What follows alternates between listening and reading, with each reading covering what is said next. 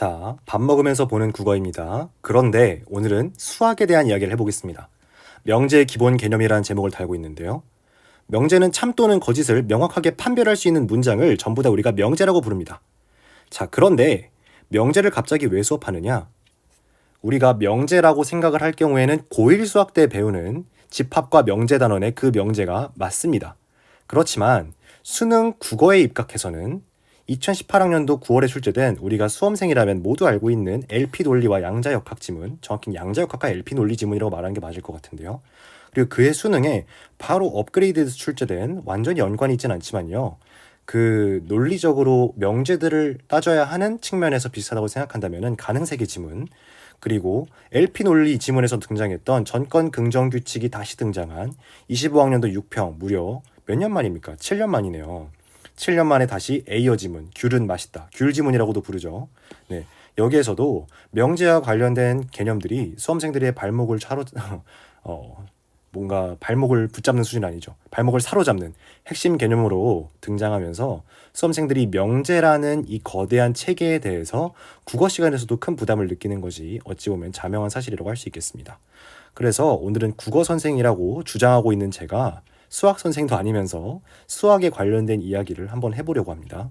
자, 밥 먹으면서 보는 국어지만 오늘은 만약에 2배속을 해서 2배속 이상을 해서 보게 되면은 밥 먹다가 토를 하거나 체를 할 수도 있으니 하나배속으로 보시는데 하나배속으로 보다가 너무 졸려서 밥 먹다가 수면을 취할 수 있게 됩니다.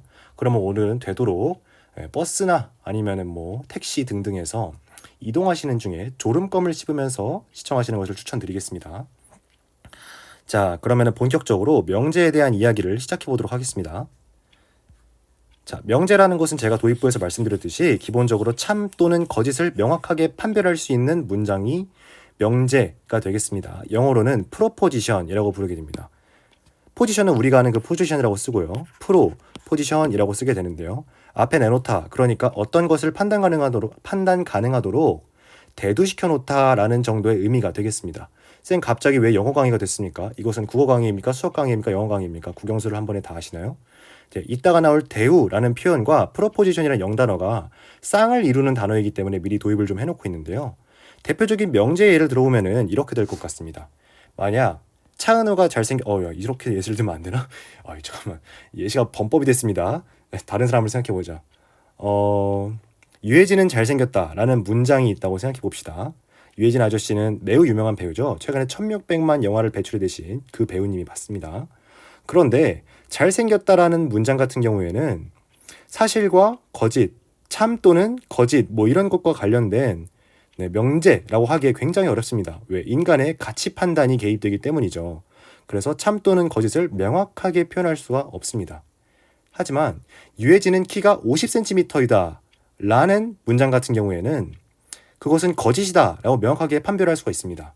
이처럼 객관적 기준을 도입해서 명확하게 판단할 수 있는 모든 문장을 명제라고 부르게 되는데요.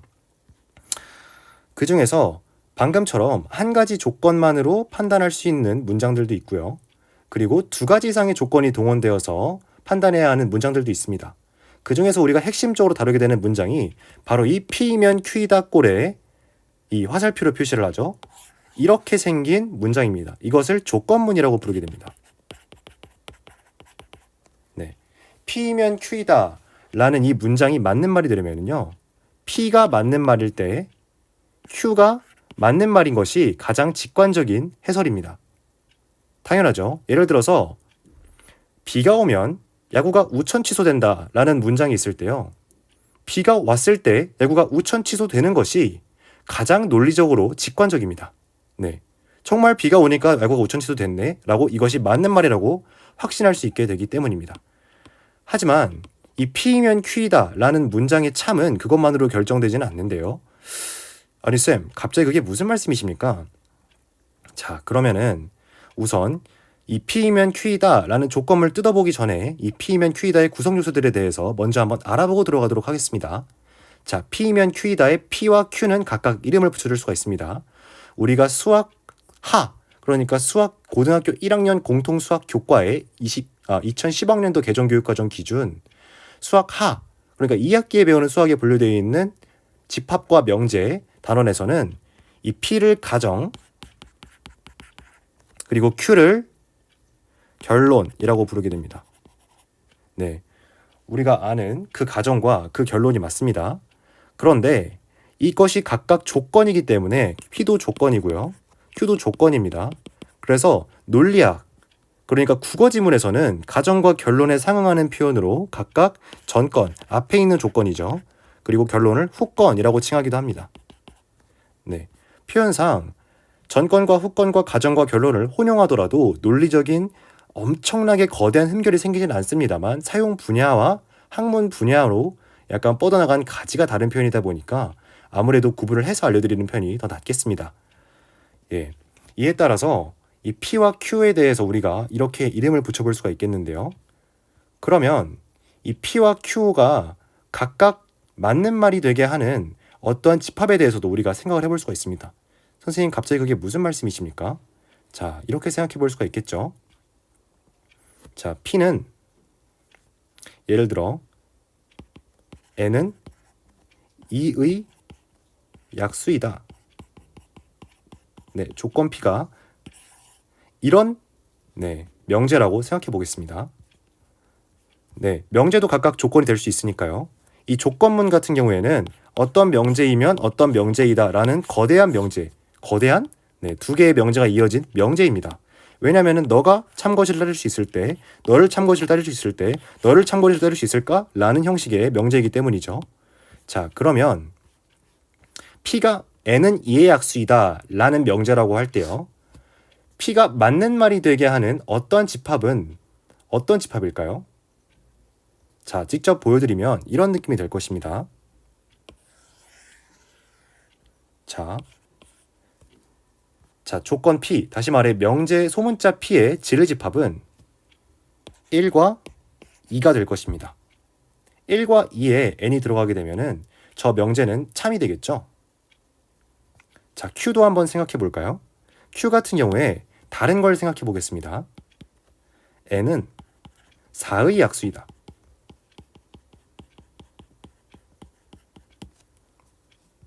이렇게 썼을 때 조건 Q, 명제 Q에 대한 진리집합 대문자 Q, 집합 대문자 Q 같은 경우에는 어떤 원소들을 갖게 될까요? 이 녀석들을 하나하나 원소, 엘리먼트라고 부른다는 것은 우리 고등학교 1학년 시간에 배우고 왔다고 꼭 약속합시다. 자, 그러면은 이 대문자 Q, 집합 Q 같은 경우에는 진리집합으로서 원소 1, 2, 4를 갖게 될 것입니다. 이것을 진리집합이라고 부르는 이유는 굉장히 간단합니다. 왜냐하면 우리가 판단하는 이 참과 거짓이라는 것이 바로 진리값이기 때문이에요.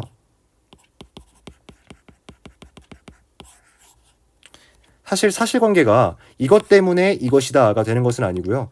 이런 식으로 값의 판정을 논하는 어떤 두 가지의 밸류로 구분하는 것을 가지고 우리가 진리를 정한다라는 용어로 번역을 해왔는데, 그중 참과 거짓은 어떤 진리치, 이것이 어떤 말로써 형성이 되어 있는지를 밝히는 두 가지 경우 중 각각 한 가지 값으로 결정되는 내용이기 때문에 진리값, 그리고 이것은 진리치를 정하는 집합이기 때문에 진리집합이란 이름이 붙게 되는 것인데, 이 어원에 대해서는 그다지 중요하지 않지만은 우리가 한번 확인해 볼 만한 것은, 자, 이러한 어원적 관계를 밝힐 때 이 참 또는 거짓만으로 구분되는 이러한 논리 체계를 우리가 이치 논리다라고 부르기 때문입니다.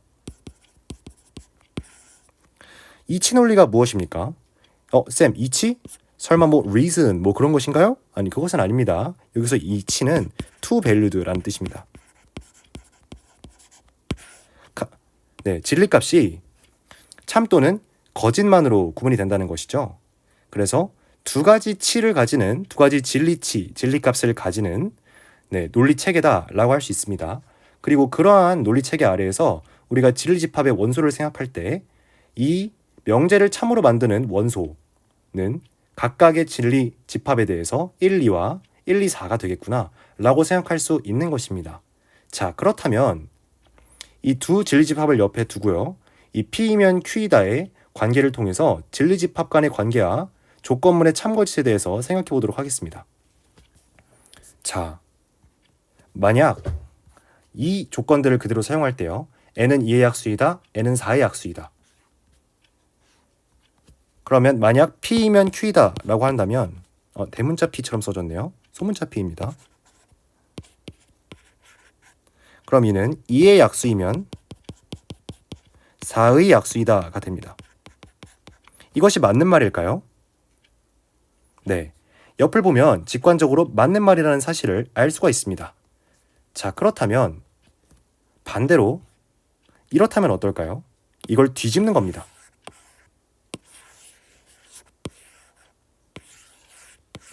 (4의) 약수이면 (2의) 약수이다. 어떻습니까? 네. 성립이 되지 않는다는 것을 알 수 있습니다. 다시 말해서 진리값이 p이면 q이다는 각각의 조건을 이렇게 정의할 때 이렇게는 p는 n은 2의 약수이다. q는 n은 4의 약수이다라는 뜻이죠. p이면 q이다는 진리값이 진실, 참이 되고요. 그리고 q이면 p이다는 진리값이 거짓, 이렇게 결정된다는 사실을 알 수가 있습니다. 그렇다면 선생님, 이 진리집합의 포함 관계에 따라서 조건문이 결정된다는, 조건문의 참거짓이 결정된다는 말씀이십니까? 네, 참 먼 길을 돌아서 간단한 결론에 도달하게 되었습니다. 자, 그렇다면 우리가 직관적으로 알 수 있는 것은 이것입니다. 만약 진리집합 Q 안에 진리집합 P가 포함되어 있다면은, 다시 말해 대문자 P와 Q 두 집합에 대해서 이것이 부분집합 기호죠. P가 Q의 부분집합, 다시 말해 P가 Q에 포함될 경우에는 명제 소문자 P이면 Q이다는 참이 되는구나 라는 것을 알 수가 있습니다. 똑같은 논리로 만약 P가 Q에 포함이 되지 않는다면 여기서 이렇게 되는 경우겠죠. 이 녀석이 여기 있는 것이 아니라 여기 있을 수도 있고요. 여기 있을 수도 있습니다. 이것은 부분집합은 아닙니다. 부분집합은 이 안에 있어야지 부분집합이겠죠. Q의 부분집합이라면요. 이렇게 걸쳐 있거나 교집합이 형성되도록 걸쳐 있거나, 물론 이렇게 되더라도 P의 집합 P가 Q에 대해 전체가 다 교집합이 되긴 합니다만, 이렇게 교집합이 형성되는, 우리가 익히하는 두 개의 집합에 대한 벤 다이어그램 모양으로 겹쳐 있거나, 아니면 두 집합이 아예 서로 배반일 경우에,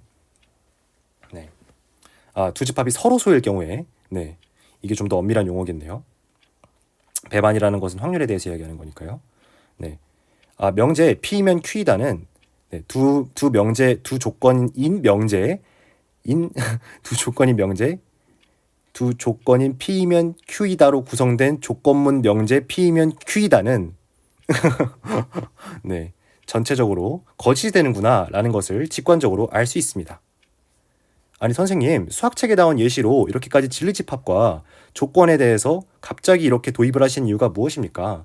우리가 이 진리집합의 포함 관계에 대해서 이 안에 있는 엘리먼트, 원소를 우리가 일상 언어를 논리적인 단위로 쪼개서 명제화시킬 때 어떠한 원소들이 위치하고 있는지를 각각 직관적으로 추론해내기는 어렵지만, 진리집합의 포함 관계까지는 일상 언어로 구성되어 있는 명제 내에서도 유효하게 확인할 수 있기 때문입니다. 자, 그렇다면 그것을 제가 직접 한번 보여드리도록 하겠습니다. 자, 대표적으로 아까 제가 든 일상 언어로 이루어진 명제, 야구가 있는 날에 비가 오면 경기가 우천 취소된다를 예시로 들도록 하겠습니다. 소문자로 쓰겠습니다. 근데 궁금해하는 학생 있을까봐. 이 P를 왜 명제로 씁니까? 이게 바로 프로포지션이기 때문입니다. 혹시 함수를 F로 쓰는 것도 단순히 함수가 펑션이기 때문에 펑션.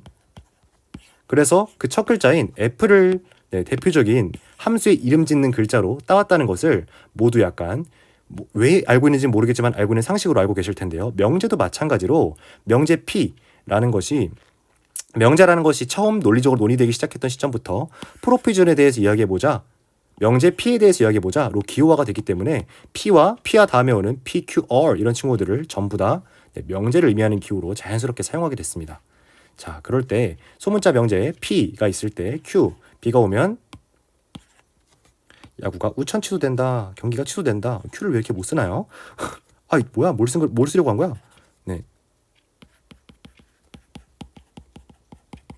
라는 조건문 명제 P이면 Q이다가 있다고 생각해 보겠습니다. 자, 그런데 P이면 Q이다의 역, 경기가 취소되면 B가 온 것이다는 참일까요? 네. 경기가 취소되면 확실히 B가 온 것인가? B가 왔다가 맞겠네요. 네. 야구 팬이 아니더라도 경기가 취소됐다고 무조건 B가 온 것인가? 그건 아닐 텐데 라는 생각이 들게 됩니다.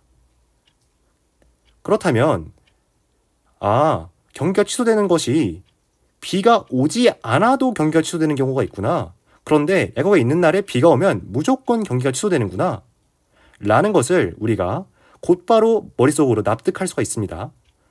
그러면 머릿속에 이러한 형식의 두 진리집합을 그려보면 진리집합을 통해서 생각하는 것이 명제 간의 조건문의 참거짓 판정에 유효하다는 사실을 다시 한번 확인할 수 있게 됩니다. 네. 바가 오면이 아니죠. 비가 오면. 네. 그래서 경기가 취소된 경우에 이 진리집합의 포함 관계가 바로 이런 경우 경기가 취소된다라는 명제에 해당하는 서울과학기술대학교 로고처럼 변했는데요. 네, 볼록할 철자를 쓴 게 아닙니다. 네. 이 명제를 참으로 만드는 진리집합에는 다양한 원소가 있을 것입니다. 대표적으로 모든 선수가 전부 다 심각한 부상을 당해서 경기를 운영할 수 없는 경우가 또 해당될 수가 있겠습니다. 또는 아니면은 뭔가 거대한 화재가 끔찍한 예시를 자꾸만 들게 되네요. 네, 발생해서 해당 구장을 쓸 수 없게 됐는데 다른 모든 구장에도 전부 다 화재가 발생해서 야구 자체를 진행할 수 없는 경우에 또 경기가 전부 취소되게 되겠죠. 차라리 우천 취소가 되는 편이 나을 것 같습니다. 자, 그러면 이 Q라는 녀석 안에는 방금 얘기한 부상이라든지 화재 등의 다양한 원소들이 있을 것입니다. 해당 원소일 때 이 Q라는 명제가 참이되기 때문에 B가 오는 것 외에도 다양한 원소들이 있을 것입니다. 자, 그런데 B가 온다라는 이 녀석이 충족될 경우에는 Q가 자동적으로 Q 안에 포함이 되게 되지만 Q일 경우에 반드시 P인 것은 아니다라는 것이 P가 Q에 포함되기 때문에 P이면 Q이다이지만 죄송합니다.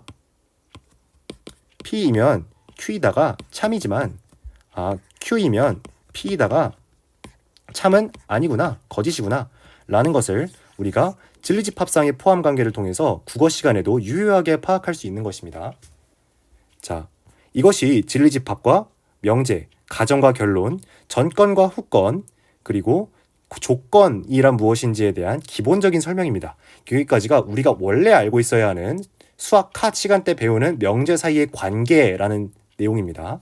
자, 그러면 이 명제 사이의 관계의 기본 개념을 가지고 이 다음에 역과 대우에 대해서 이야기하기 전에 이 P이면 Q이다가 어떤 식으로 맞는 말이 되는지 그 원리를 한번 밝혀보도록 하겠습니다.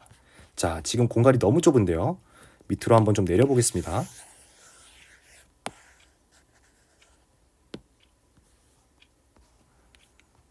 자,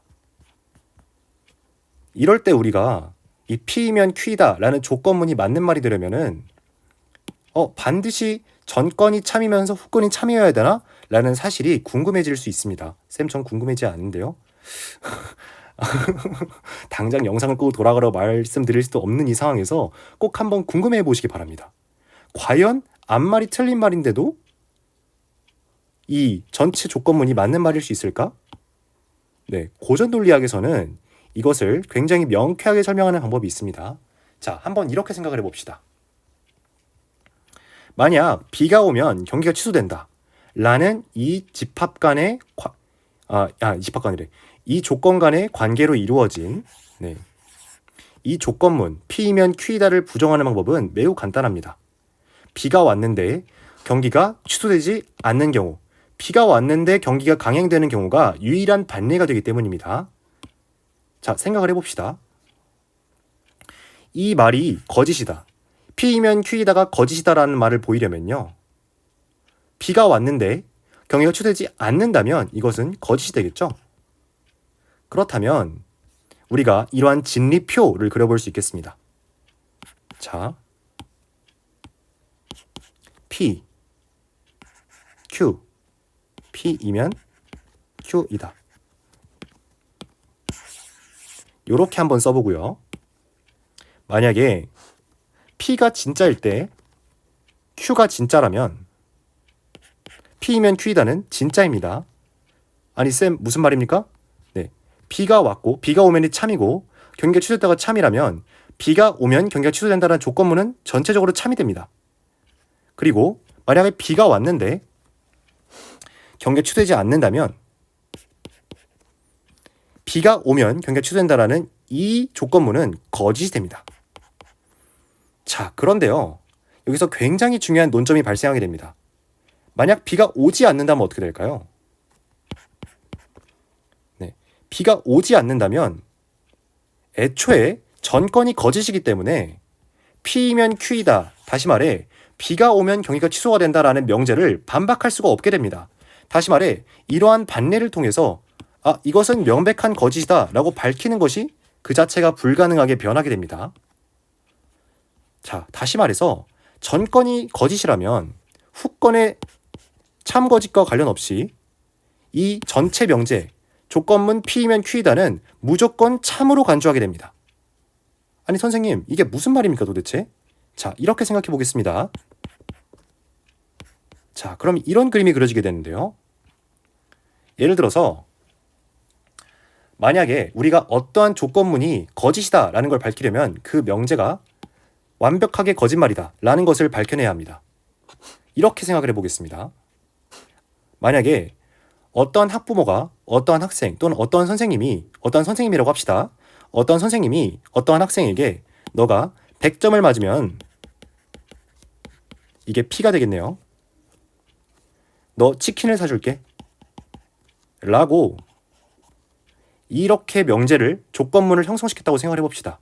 그렇다면 선생님의 말이 거짓말, 다시 말해서 조건문 P이면 Q이다가 거짓말임을 밝혀내는 유일한 방법은 학생이 100점을 맞아 하는데 선생님이 치킨을 안 사줘서 선생님 왜 저한테 거짓말 하셨어요?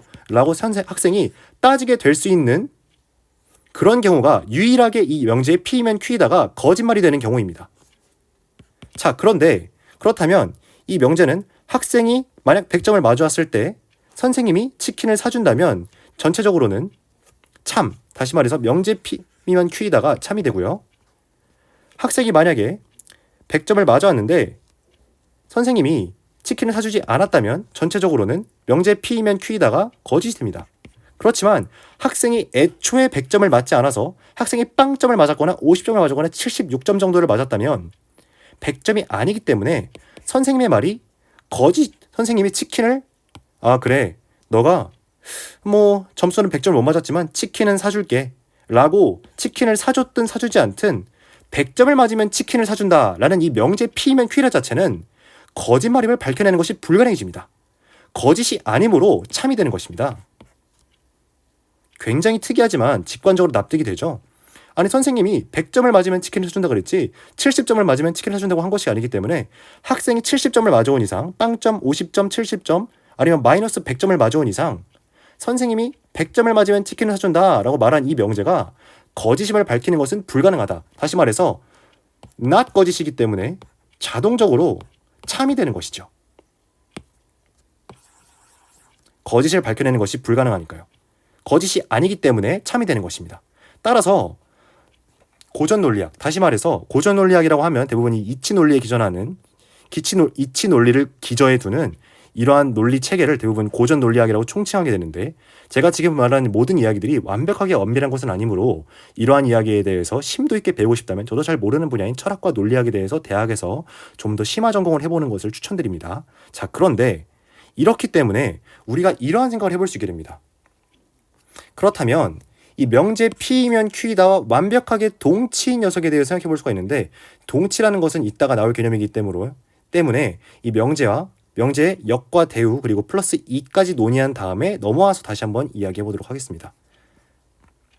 자, 그렇지만 이거 약간 얼탱이가 없죠? 어떻게 전건이 거짓인데 뭔가 논의할 수 있겠는가? 후건의 참과 거짓에 따라서 뭔가 알 수가 없다는 것만으로 전체 조건문을 참으로 간주해야 한다니. 그래서 이 참들을 우리가 논리학에서는 공허한 참이라고 부르게 됩니다. 공허한 참. 정말 공허하죠. 네, 직관적인 이름입니다. 자, 우리가 지금까지 조건의 참과 거짓, 그럼 다시 말해서 가정과 결론, 전건과 후건의 참과 거짓, 그리고 진리집합 간의 관계로 파악하는 참과 거짓, 그리고 왜 참과 거짓으로 판단할 수 있는 두 명제로 이루어진 조건문 P이면 Q이다가 어떠한 방식으로 참거짓이 판정되는지까지 알아보았습니다. 자, 그런데 이 명제들을 관계를 뒤집은 명제들에도 이름이 있으므로 이것이 역과 대우가 되겠습니다. 이것들에 대해서도 한번 알아보도록 하겠습니다. 자, 만약 명제 P이면 Q이다가 있을 때요. 자, 이 치킨의 신 좀 지우도록 하겠습니다. 납득이 다 되셨죠?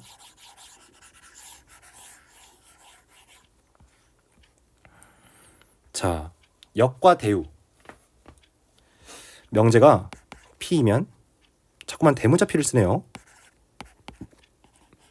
이렇게 있다고 생각해 봅시다. 간격을 조금 넓혀서 이렇게 써보도록 하겠습니다.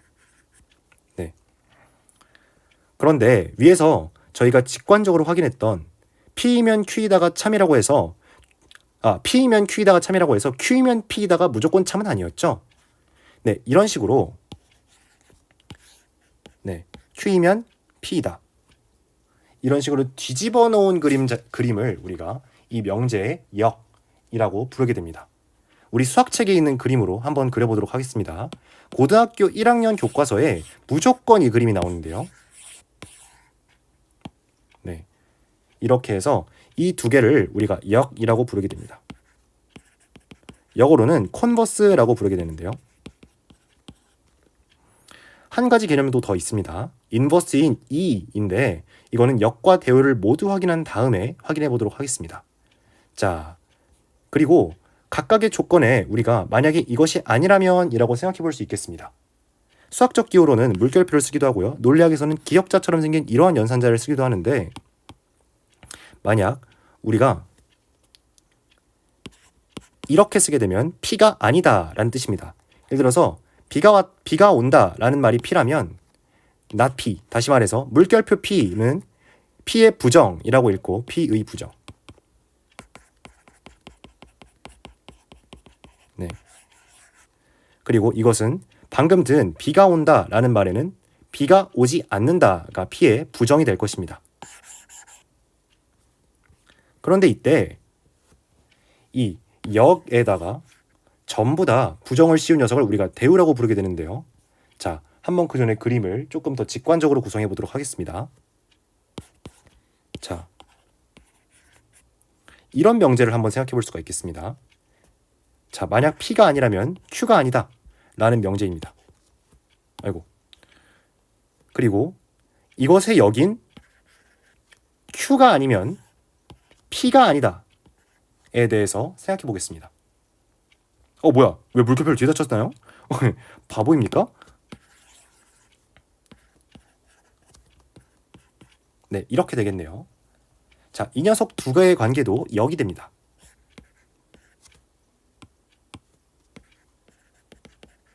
자, 그런데 지금은 2015 개정교육과정 기준 교육과정에선 사라진 표현입니다만 이 녀석과 이 녀석, 빨간색으로 표시해 볼까요?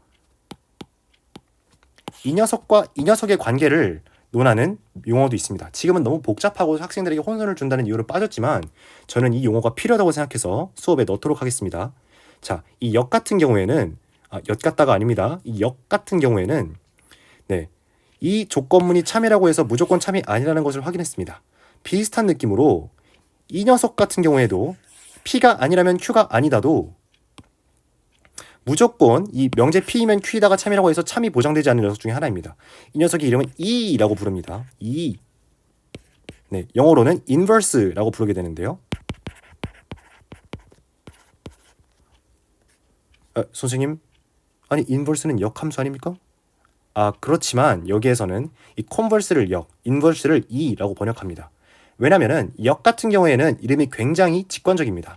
네, 이렇게 흘러가는 명제를 파란색으로 써볼까요? 이렇게 흘러가는 명제를 뒤로 역으로 뒤집었다라고 생각하면 위치 교환의 의미에서 역이 되었구나 라는 것이 굉장히 직관적이기 때문인데요. 직관적이기 때문인데요. 이 같은 경우에는 이 이가 바로 사건의 이면, 네, 작품의 이면이라고 표현할 때 그 이자입니다. 속 이자가 됩니다. 속 이자. 자, 여기 앞뒤를 뒤바꿔서 역이 됐다라고 생각한다면은 이 같은 경우에는 이 P를 까뒤집고 빨간색으로 표시해볼까요? P를 거꾸로 까뒤집고 Q를 거꾸로 까뒤집어서 그 이면에 감춰져 있는 것을 드러냈다라는 의미로 이 명제 not P면 not Q이다는 P면 Q이다의 이가 됩니다. 이가 이런 것이구나. 다시 말해서 역의 이가 바로 네, 이 not Q면 not P다가 되는데요. 자, 이렇게만 이야기하면 수학 기호들이 머리 눈앞에서 왔다 갔다 하기 때문에 매우 납득하기가 힘들 수 있습니다. 자, 여기다도 이라고 표현해 보겠습니다. 인버스.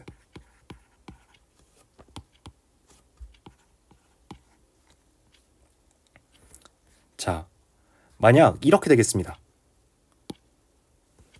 자, 아까 야구 이야기를 계속 들고 있는데요. 자, 이게 가장 비가 왔을 때 비가 많이 오면 반드시 야구 경기는 무천 취소가 된다라는 것을 우리가 직관적으로 물론 그렇지라고 생각할 수 있기 때문에 이걸 계속해서 활용해 보도록 하겠습니다. 자, 아니다. 좀 더 쉬운 걸로 하겠습니다. 비가 오면 땅이 젖는다.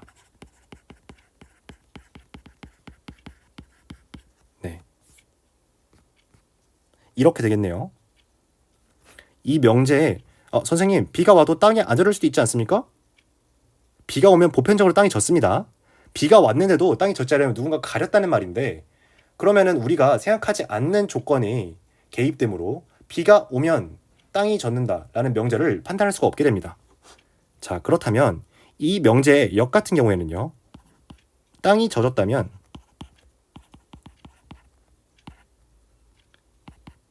땅이 젖으면 비가 온다.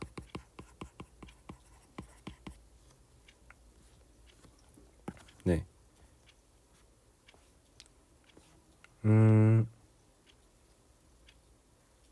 땅이 젖었다면으로 쓰는 게 맞겠네요.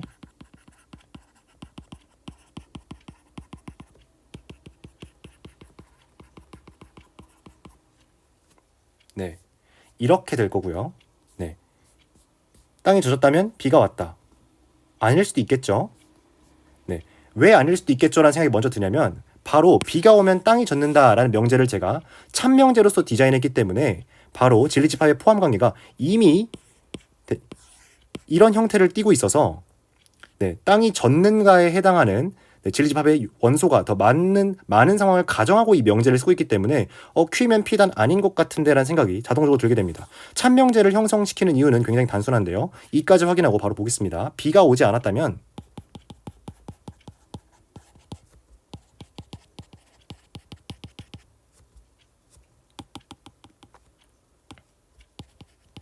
비가 오지 않는다면 땅이 젖지 않는다.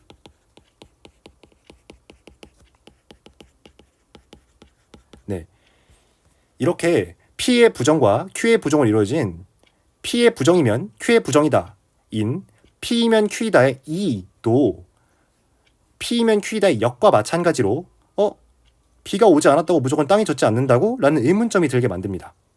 자, 이렇게 명제의 이와 역 자체는 그 자체로 참이됨을 보장할 수가 없습니다.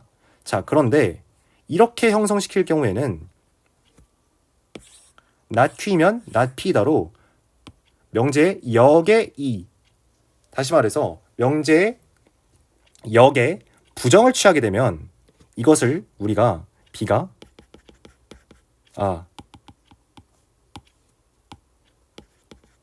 땅이 젖지 않았다면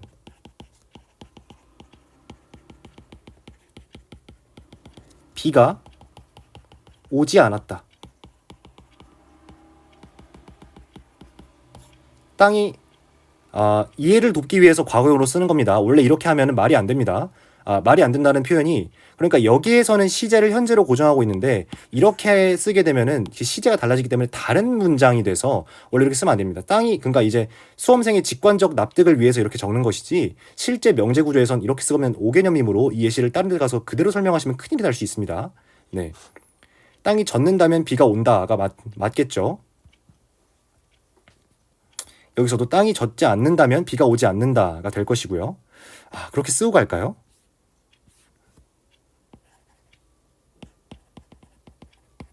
네, 그게 나을 것 같습니다.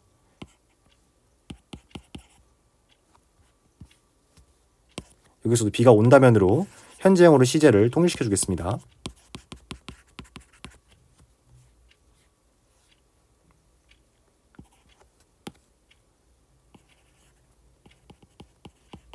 땅이 젖지 않는다면 비가 오지 않는다.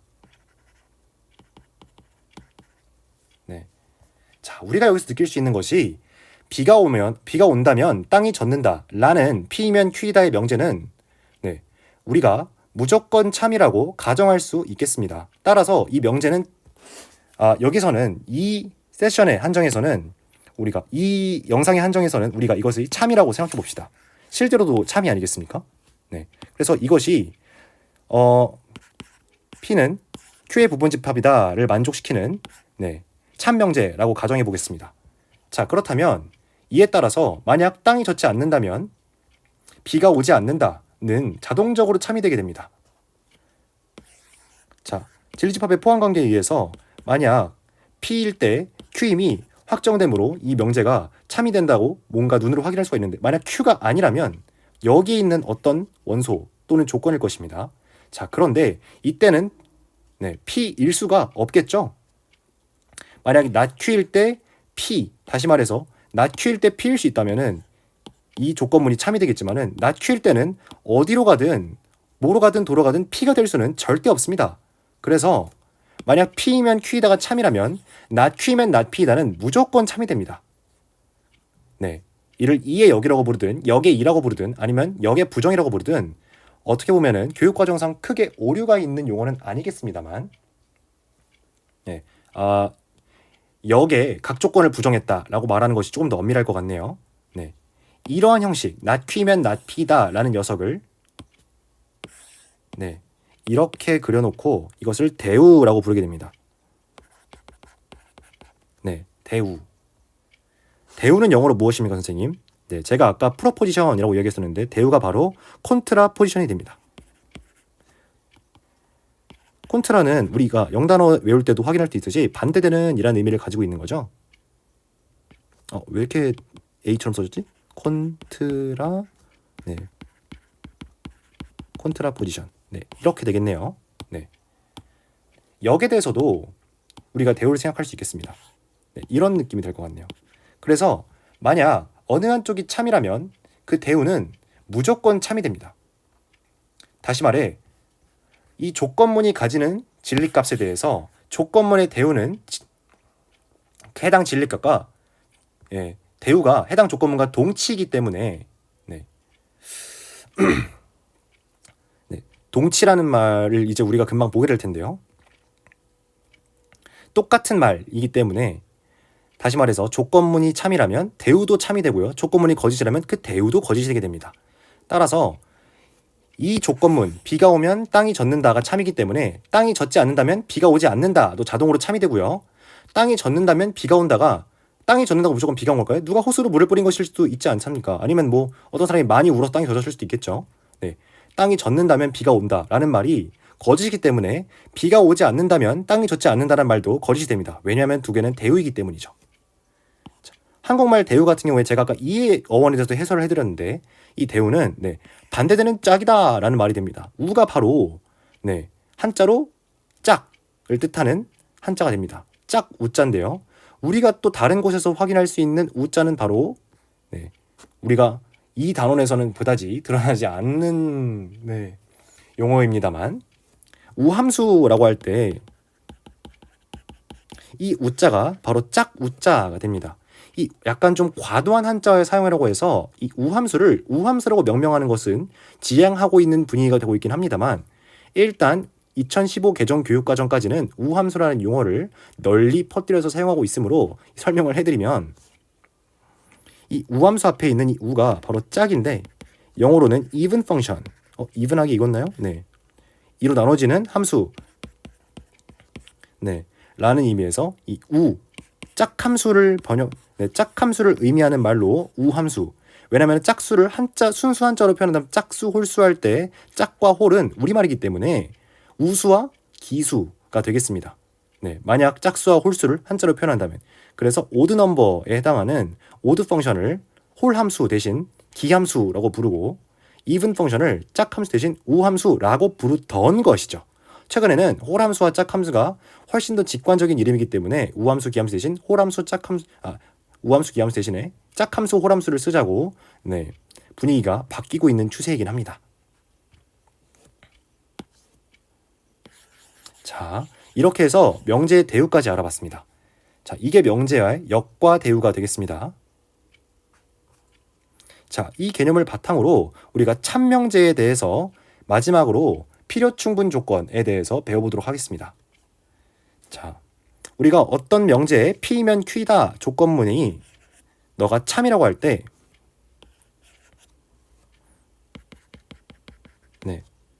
참 T 이렇게 쓰겠습니다. 우리는 이 화살표를 이렇게 써줄 수가 있습니다. 네, 이것이 P이면 Q이다가 참이다 라는 기호입니다. P이면 무조건 Q가 된다는 뜻이겠죠. 그렇다면 진리집합 P와 Q는 이러한 관계를 형성할 것이에요. 이렇게 쓰지 말자.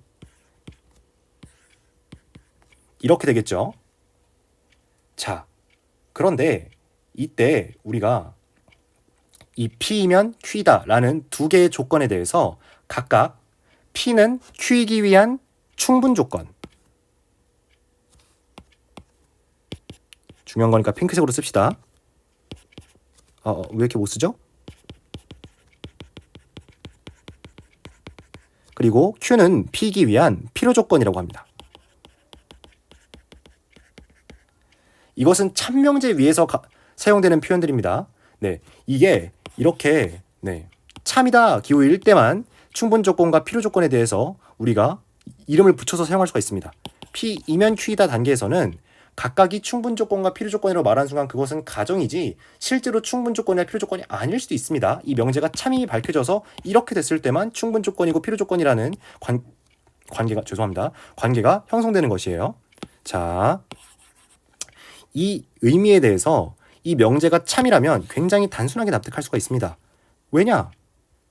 P이면 Q이기 위한 충분 조건이라는 의미에서 이 P는 P이면 Q이기 위한 이 명제가 있을 때 만약에 P라면 이게 지금 참이기 때문에 이러한 진리집합 간의 포함 관계가 성립이 이미 된 상태입니다. 자, 그런데 이때 만약에 P라고 한다면 이때 만약에 P라고 한다면 Q이기에 매우 충분하겠죠. 네, P라는 사실의 보장만으로도 Q라는 사실이 확정되게 됩니다. 자, 그렇기 때문에 P는 P이면 Q이기 위한 충분 조건이다 라고 설명할 수 있겠습니다. 자, 반대로 이 진리집합 간의 포함 관계가 참이기 때문에 P이면 Q이다라는 명제에서 만약 Q가 성립되지 않는다면 P일수조차 없겠죠. 따라서 P이면 Q이다가 참일 때 Q는 P이기 위한 필요 조건이다 라고 말할 수 있게 되는 것입니다. 만약에 Q가 아니라면 P일수조차 없기 때문에 Q가 최소한 필요해서 P는 Q이기 위한 충분 조건, Q는 P이기 위한 필요 조건이 되는 것이죠. 네, 굉장히 간단하죠. 네. 그런데 만약 이렇다면 어떨까요? 이 명제에 역도 성립해버리는 경우가 있을 수가 있습니다. 새로운 명제를 Q이면 P이다 라고 써보겠습니다. 자, 그런데 우리가 직관적으로 만약 P가 Q의 부분집합일 경우 Q이면 P이다가 성립되지 않는 경우에 대해서 계속 알아봤는데요. 만약 Q이면 P이다가 성립되는 경우는 어떨지 생각해 보겠습니다. 그 말인즉슨 P이면 Q이고 Q이면 P가 됩니다. 그러니까 바로 이 공간, Q는 맞지만 P가 아니어서 Q이면 P이다가 성립되지 않는 이러한 구역이, 다시 말해서 차집합 Q-P가 없다라는 의미가 될 것이고요. 그 말은 진리집합 간의 포함 관계가 P 이꼴 Q로 한 덩어리가 됐다라는 의미가 될 것입니다. P면 무조건 Q여야 하고 Q면 무조건 P여야 하지만 P면 Q이다와 Q면 P이다가 동시에 참명제일 수 있기 때문이죠. 자, 그렇다면 이 상황이 됐을 때 우리가 Q를 P이기 위한 충분 조건, 그리고 P를 Q이기 위한 필요 조건이라고 말할 수 있겠습니다. 자, 근데 그렇기 때문에 이 두 조건은 서로 충분 조건이자 필요 조건이 돼서 이러한 관계를 우리가 충분 조건이자 필요 조건이라고 말하지 않고 두 명제 P이면 Q는 미안합니다. 이 조건문에서 두 조건이 보통 명제이지만 두 조건 P이면 Q는 서로에 대해서 P는 Q이기 위한 필요 충분 조건이다 라고 표현하게 됩니다. 필충. 네. 그리고 동치는 필충의 다른 이름이라고 생각하시면 국어에서도 수학에서도 사실상 틀린 말은 아니라고 생각하시면 될 것 같습니다. 자, 그래서 P와 Q를 이런 식으로 표기를 하고요. P면 무조건 Q고 Q면 무조건 P다. 다시 말해서 P는 Q이기 위한 필요 충분 조건, Q는 P이기 위한 필요 충분 조건이 동시에 성립하고, 이럴 때 진리집합의 포함 관계가 이렇게 형성되며 두 집합이 서로 완전히 똑같아지는 동치 상태가 된다라고 생각하시면 되겠습니다. 자, 이것이 바로 필요 충분 조건입니다. 그렇다면 선생님, 명제 조건문 P이면 Q이다가 있을 때 해당 P이면 Q이다의 대우인 not Q이면 not P이다는 우리가 만약 이 거대한 명제를 만약에 너를 이제 R, 명제 R, 너를 명제 S라고 한다면은 R과 S는 서로 필요 충분 조건이겠네요. 네, 바로 그렇게 됩니다. 따라서 P이면 Q이다, not Q면 not P이다는 서로 필충 관계에 놓이기 때문에 자동으로 참과 거짓이 똑같이 진리값을 참이면 참, 거짓이면 거짓으로 가지게 되는 것입니다. 자, 이것이 바로 충분 조건과 필요 조건까지 해서 수능 국어에 필요한 최소한의 수학 개념인 명제의 개념, 조건과 전건, 후건, 가정, 결론, 진리집합의 포함 관계와 P이면 Q이다, 역과 대우, 그리고 교육과정 내의 용어는 아니지만 not P이면 not Q이다로 까 뒤집은 명제인 인버스인 E, 그리고 필충에 대해서까지 알아본 개념이 되겠습니다.